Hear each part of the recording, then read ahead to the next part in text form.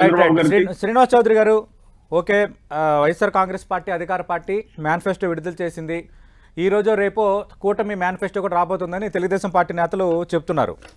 అంటే మేము అమలుపరిచే హామీలు మాత్రమే ఇస్తున్నాము, ఏదో గొప్పగా హామీలు ఇచ్చేసి రేపొద్దున ముఖం చాటేసే పరిస్థితి వైఎస్ఆర్ కాంగ్రెస్ పార్టీకి ఎప్పుడూ లేదు. ఇది వైఎస్ఆర్ కాంగ్రెస్ పార్టీ నేతలు తెలుగుదేశం పార్టీ విమర్శలకు ఇస్తున్న సమాధానం. Point number 1.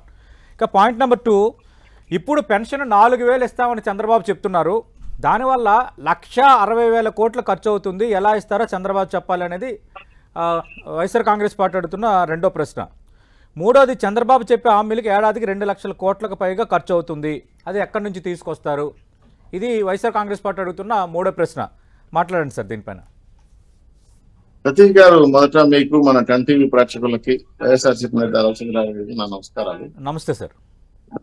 ఈ రోజు జగన్మోహన్ రెడ్డి గారి ప్రభుత్వం అస్త్ర సన్యాసం ఏమైనా చేసిందేమో డౌట్ వస్తా ఉంది. ఎందుకంటే కొత్త సీసాలో పాత సారా, మళ్ళీ అదే హామీలు, ఉన్న హామీలే అమలు చేయాల, మళ్ళీ కొత్తగా ఏంది హామీలు నాకు అర్థం కాల. 99.5% హామీలు అమలు చేసామన్నారు. ఏమి చేశారో 4 చెప్తే సమాధానం ఉండదు. ఏమంటే మీరు చేయలేకపోయినా చెప్తారు. సిపిఎస్ కానీ, మద్య నిషేధం కానీ, జాబ్ కార్డు కానీ, హోదా కానీ, ఇవి చెప్పుకుంటే ఏమి కాదంటారు. మళ్ళీ ఏంటంటే ఆ లెక్కలో ఉన్న బొక్కలన్నీ నాకు అర్థం కావట్లేదు. పూర్తిగా నాకు తెలిసి మీకు భగవద్గీత మేనిఫెస్టో ఉన్నటువంటి క్రిస్టియన్ అలాగే పురాణం చెప్పిన జగన్మోహన్ రెడ్డి గారు పవిత్రమైన గ్రంథాలను అపవిత్రం చేశారు. నాకు అర్థం కాలేదు. సరే, మీరు ఏం చేశారని అడుగుతున్నారు. నేను చెప్తాను, రాసుకోండి. 11,80,000 ఇండ్లు కట్టాం. దాన్ని కుదపెట్టి 2,400 కోట్ల రూపాయలు అప్పు తెచ్చుకున్నారు. 54 లక్షల మందికి పింఛన్లు ఇచ్చాం. అలాగే నిరుద్యోగ వృత్తి 4,30,000 ఇచ్చాం. అలాగే 2,10,000 మందికి చంద్రబాబు బీమా ఇచ్చాం ఆర్థిక సాయంతో. 86,43,000 మందికి 20,000 కోట్ల రూపాయలు డ్వాక్రా రుణమాఫీ చేసాం. ఇవి కాకుండా పోలవరం, అమరావతి, మీరు కూర్చొని పరిపాలిస్తున్న రాజ్యాంగంలో సెక్రటరియట్లు ఇవన్నీ కట్టగలిగాం. మీరు వచ్చి మీ ట్రేడ్ మార్క్ ఇదని చెప్పగలిగింది ఏదైనా ఉందంటే నేను చెప్తా. గంజాయికి బ్రాండ్ అంబాసిడర్ తెలుగుదేశం పార్టీ అంటే తెలంగాణ ఆంధ్ర రాష్ట్రంలో ఉన్నటువంటి గంజాయి పూర్తి సప్లై చేస్తున్న మీకు బ్రాండ్ అంబాసిడర్ వచ్చేసింది. 2 డ్రగ్స్ అంబాసిడర్ వచ్చేసింది. ఇంకా నిరుద్యోగ వృత్తి లేకుండా ఇప్పటికే నేను చెప్పిన కదా సార్, కేంద్ర మంత్రి రాజేశ్వరన్ గారు 2019 నుంచి 24 మధ్యలో దాదాపు 21,570 మంది నిరుద్యోగులు ఆత్మహత్య చేసుకున్నారంట. 4.1% నిరుద్యోగ శాతం ఈ రోజు 8.6% పెరిగిపోయిందంట. దేశంలో లిటరల్ లీస్ట్ రాష్ట్రం అంటే ఆంధ్రప్రదేశ్ అంట. ఇది నేను చెప్పింది కాదు, నెట్ మీరు కొట్టుకోవచ్చు. కేంద్ర మంత్రి రామేశ్వరన్ గారు చెప్పిన మాట. సో మీరు అభివృద్ధి జరుగుంటే 11,50,000 కోట్ల రూపాయలు అప్పులు చేశారు కదా.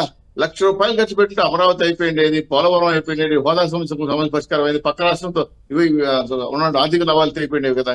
ఇవేమీ లేకుండా మీరు పింఛన్ ఇస్తామన్నారు, పింఛన్లు ఎక్కడి నుంచి ఇస్తామన్నారు, మీకు ఏడు సంపద వచ్చిందంటే అప్పులు చేసి పక్కూరు తినిపిస్తున్నారు కదా. మేము అలా కాదు కదా. మేము సంపద సృష్టిస్తాం, ఖచ్చితంగా ఇండస్ట్రీ పాలసీ మారుస్తాం, పూర్తి స్థాయి రాష్ట్ర అభివృద్ధి కార్యక్రమం చేస్తాం, మౌలిక వసతులు కల్పిస్తాం. అవి కల్పించలే మీరు రోడ్లు కానీ భవనాలు కానీ. అంటే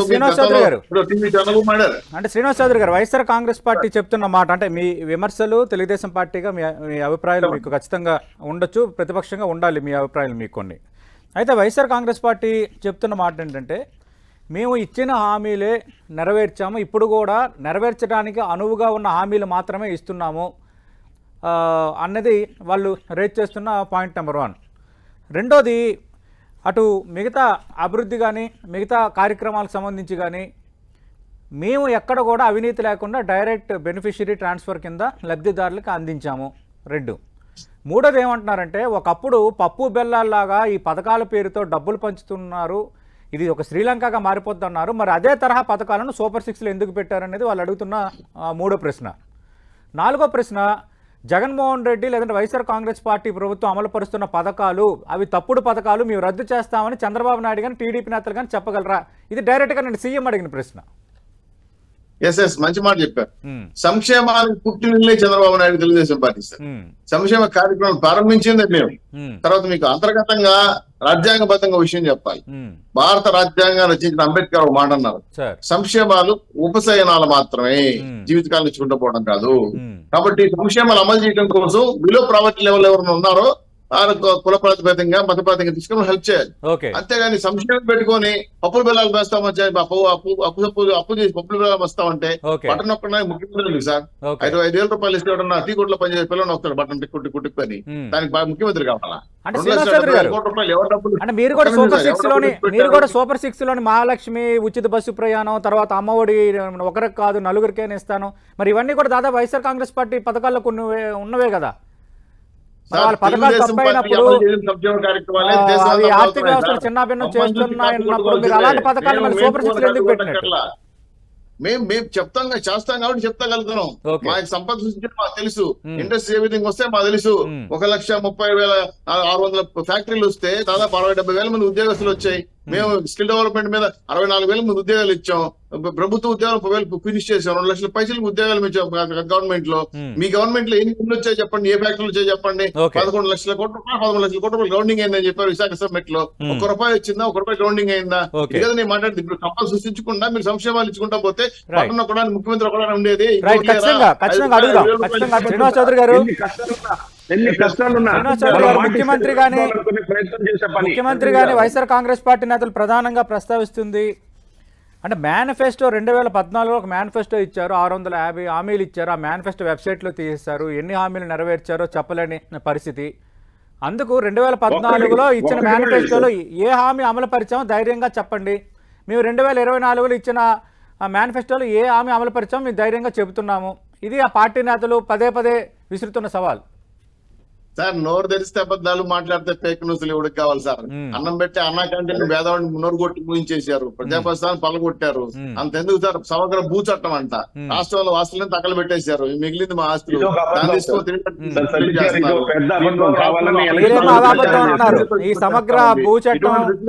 మీరు రాష్ట్ర వ్యాప్తంగా దుర్మార్గంగా పరిపాలన చేసి ఈ రోజు ఎస్సీ ఎస్సీ బీసీలు చంపి బయటకు తీసుకొచ్చి లోపల దొరుకుతూ ఇస్తా ఉంటే మీరు ఓట్లేమనడానికి ఈ చెత్త పేపర్ చిత్తు పేపర్ తీసుకొచ్చి మేనిఫెస్టో అని చెప్తే ఎవరికి కావాలి? నేను అమలు చేసి చెప్పా, డిస్కస్ చేద్దానండి. మేము చెప్పిన 650 హామీలు 750 హామీలు ఏంటి అమలు చేశారు చెప్పండి. ఒక్కటి చెప్పండి. మధ్య నిషేధం చెప్పండి చూద్దాం. సిపి రద్దు చేశారు చెప్పండి. సన్నబియ్యం ఇచ్చారు చెప్పండి. 45 ఏళ్ళకి ఎస్టీ ఎస్సీ బీసీలు మైనార్టీకి పింఛన్లు ఇస్తామని ఇచ్చారు. దివ్యాంగుల పింఛన్లు ఏమైనా నాకు అర్థం కాలేదు. సెంటు భూమి ఏమైంది, ఫ్రీ ఇల్లు ఏమైనాయి? ఇలా ఎత్తుకుండా పోతే మీరు అన్న 2,000 చిల్లర పైచలకు రోడ్లు వేసామని 22,000 కిలోమీటర్లు సిమెంట్ రోడ్ వేసింది తెలుగుదేశం పార్టీ. మీరు 2,000 కిలోమీటర్ల గుంతలు పోయి వాహనాలు పోయి నడువులు విరిగిపోయి యాక్సిడెంట్ చనిపోతా ఉంటే రోడ్ల విషయం మర్చిపోయారు, మౌలిక వస్తువుల విషయం మర్చిపోయారు. కానీ ఇరిగేషన్ రైతుల గురించి గొప్పగా మాట్లాడారండి. ఎన్ని ఇరిగేషన్ ప్రాజెక్టులు పూర్తి చేశారు సార్? ఎన్ని ఎకరాలు నీళ్ళు ఇచ్చారు సార్? ఎంతమంది రైతులు ఆత్మహత్యలు చేసుకున్నారు?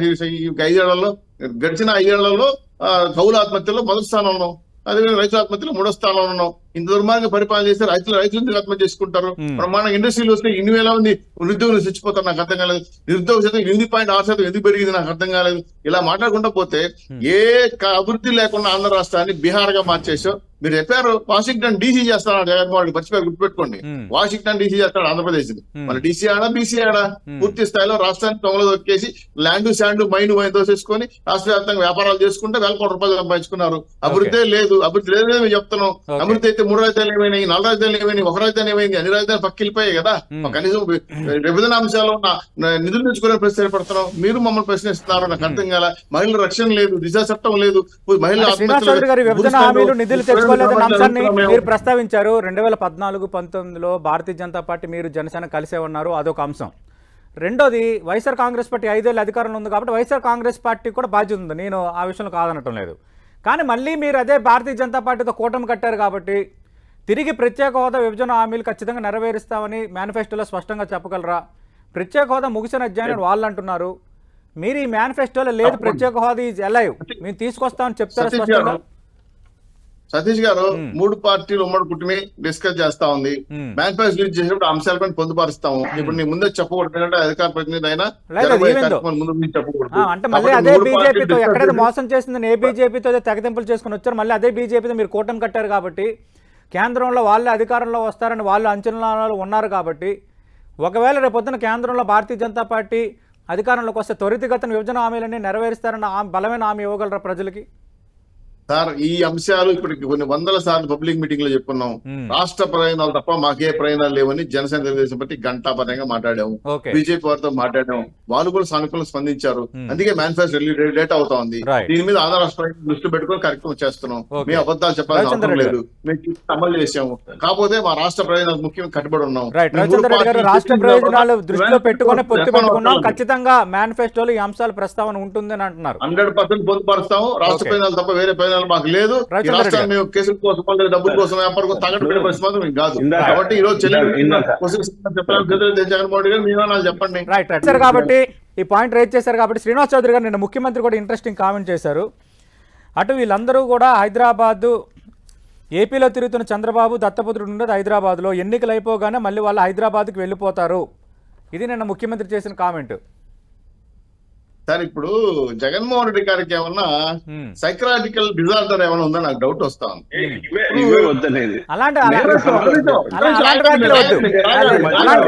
దయచేసి రవిచంద్రారెడ్డి గారు ఎక్కడ కూడా ఉన్నాడు, ఒంటరి అయిపోయాడు, ఆయన కుటుంబ సభ్యులు లేరు, ఆయనకి ఏదో మెంటల్ సమాచారం వస్తా ఉంది.